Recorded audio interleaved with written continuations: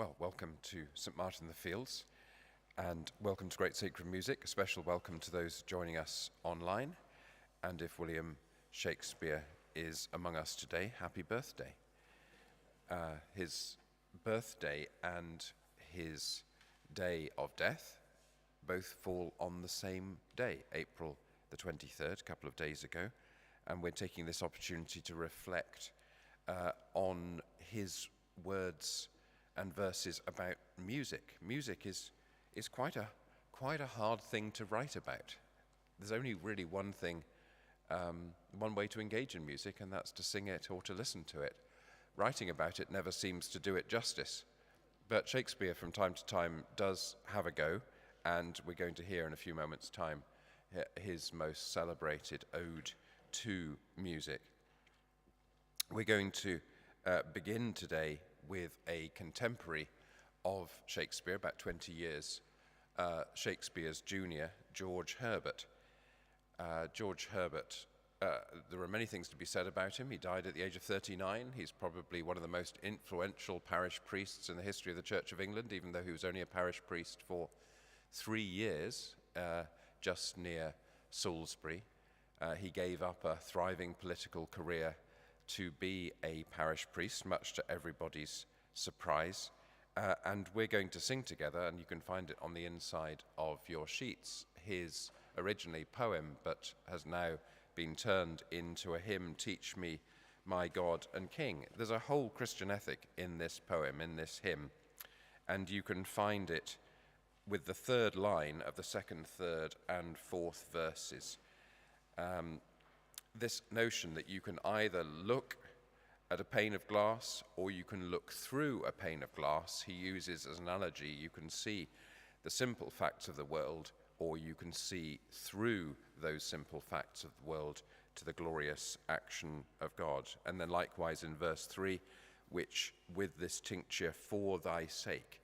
It would be quite an interesting thing to say in a sermon at a wedding, that you could use for thy sake in the same way as Herbert does here. You can transform all the most ordinary things of your life by doing them simply for their own sake or doing them for God's glory. And that's what that's the transformative counsel he gives in verse 3. And then similarly, who sweeps a room as for thy laws, makes that and the action fine. He's talking, if you think about how St. Paul talks about in some of his epistles about how slaves should obey their masters, about how wives should conform to their husbands, a lot of lines that we find somewhat indigestible these days. I think George Herbert, in a sense, takes the heart of what Paul is saying in those places and says, this is how you can cope with a day filling shelves at Sainsbury's. This is how you can cope with a day cutting off the tops of toothpaste tubes on a factory line. It may seem drudgery, it may seem ordinary, but it can all be transformed with those words, for thy sake. So we remain seated, and the voices stand and lead us as we sing, Teach Me, My God and King.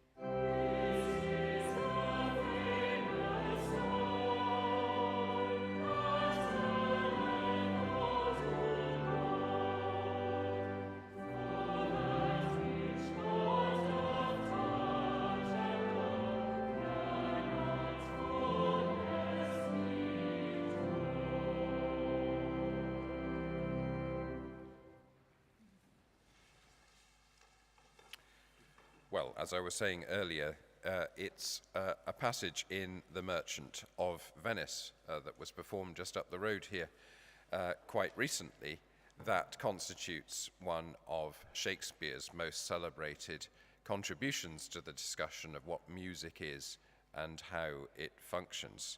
And those of you who are familiar with the BBC Proms will be familiar with the name Sir Henry Wood, one of the great influential conductors of the early part of, well, the late part of the 19th century and early part of the 20th century.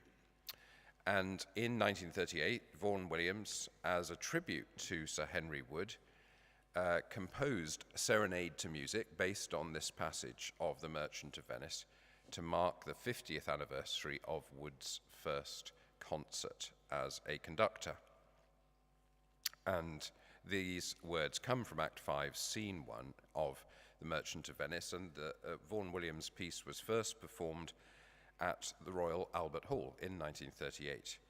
Sergei Rachmaninoff happened to be there. He just showed up. He played in the first half of the concert as a soloist and in his second piano concerto, and then he sat in the audience and listened to the serenade that we're just about to hear. He was so overcome by the beauty of the music that he wept. We don't have paper towels available for you today, but weeping is acceptable.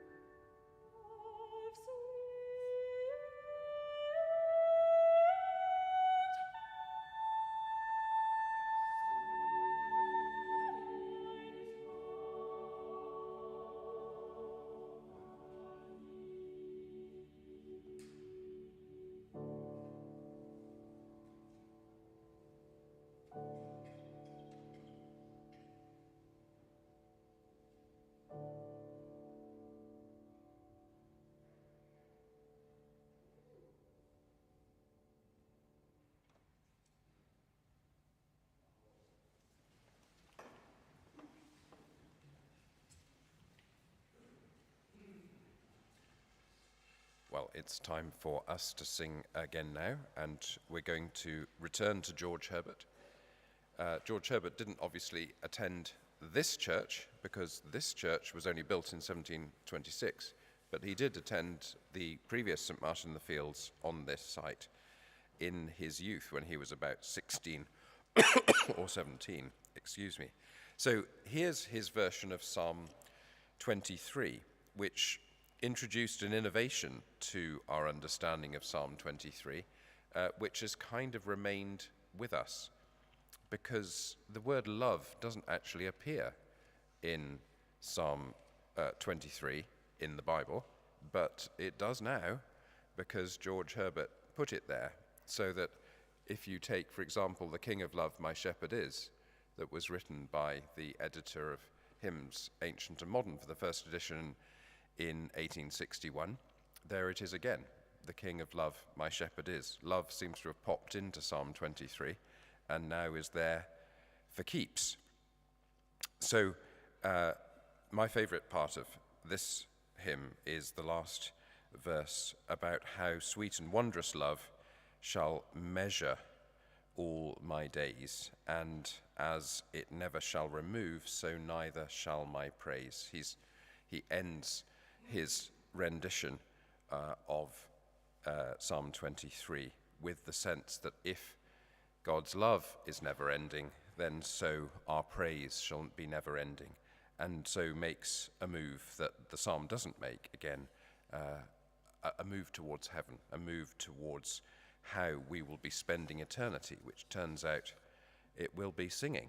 So for those of us who are good at singing already, you're in the right shape for heaven. We remain seated, voices stand, and lead us as we sing The God of Love, My Shepherd Is.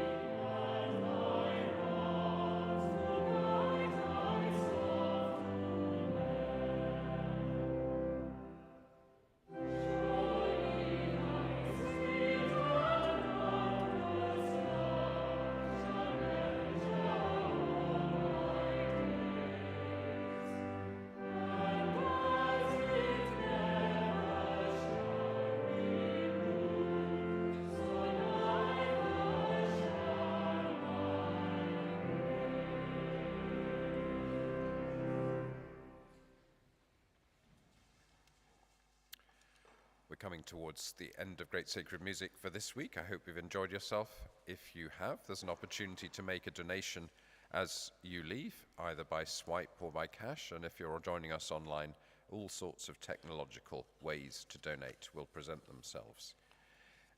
Do look out for Panis Angelicus at our sister program, Choral Classics, on Sunday, and then do come back for Music to Vote By next Thursday. We're taking the theme of the local elections. there are vast numbers of pieces of choral music composed about local elections. Did you not know? Well, if you didn't know, vote early, vote often, as they say in certain countries, and come and join us at lunchtime for Great Sacred Music. There's a lot of philosophical speculation around music. What is music? Is it in the voice of the singer? Is it in the notes on the page? Where is it? Is it in the ear of the listener? But also the question that's raised by our last piece, which is what happens to music after it's been sung, after it's been heard? We've taken a piece by Shelley, the poet, who also speculates on what happens to the smell of a violet once you've smelt it, what happens to that smell. It's a great philosophical wondering about what happens to all our impressions and experiences after they've happened. So this piece you can think of as a complement to the Vaughan Williams piece. This is by the contemporary composer Rebecca Clark. It's by Shelley and not by Shakespeare, but it's contemplating very similar themes. Thanks for joining us.